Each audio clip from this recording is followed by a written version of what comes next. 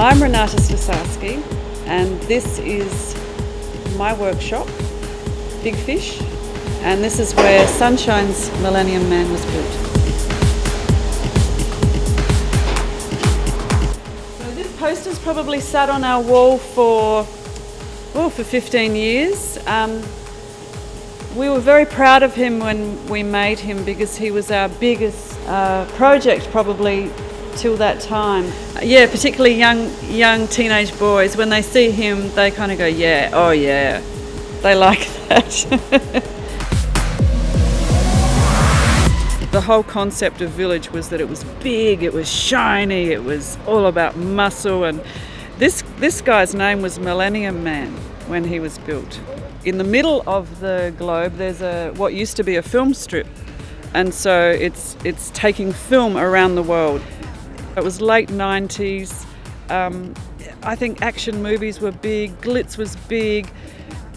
People had money, and he just seemed like part of that whole culture. We built a smaller version at Crown Casino for an eccentric fellow named Tibor Hubey, who was the golden boy at Village Roadshow at the time. So he commissioned us to build, it ended up being 3 of these big men.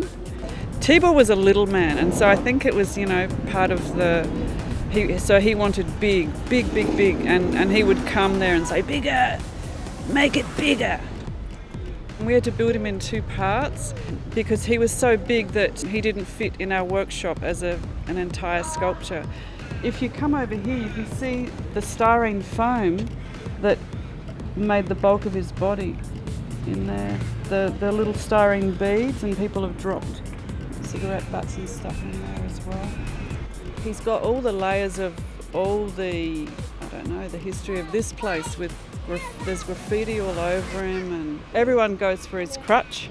There are sections of his body, like the thigh here, he was supposed to light up at night, so extra impressive at night time. Maybe people who live here he's part of the landscape, and he's familiar, and they like him and they know him, and I think people who come over here from the eastern suburbs would just ask why he's here and what does he mean, and I think it's good that Sunshine has an icon like this, because not many places can claim to have a giant Millennium Man in their local shopping centre. So even though he's deteriorated, I think, kids still like him. There were kids here earlier who still, they don't see the cracks and the paint flaking off and a bit of rust around the bottom. They just see this big guy holding up the world.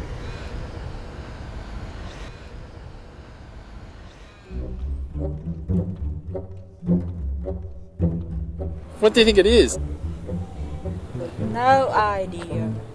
I often wonder what it does represent. This is supposed to be Hercules. Who's it supposed to be? We're in Sunshine, of course. So what's it representing? He held the whole world.